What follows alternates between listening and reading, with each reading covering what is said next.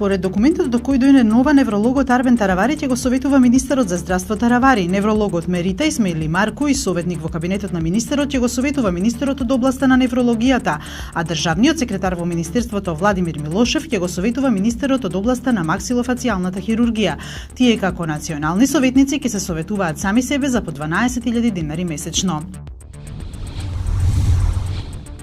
Судот му одреди 30-дневен притвор на Игор Јук, насилникот од крвавиот четврток, поштото е вратен во истражниот затвор во Шутка. Рано утрово од притвор Јук беше донесен во судот откако основното јавно обвинителство врз основа на нови докази го осомничи дека е водач на толпата која упадна во собранието на 27 април, кога насилниците тепаа пратеници од опозицијата.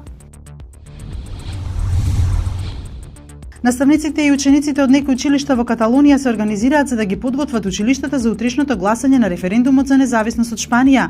Медиумите објавуваат дека на социјалните мрежи се испраќаат кодирани пораки за да се направат подготовките. На пресконференција владиниот портпарол рече дека Мадрид нема да дозволи да има референдум на 1 октомври, нарекувајќи го процесот сецесионистички.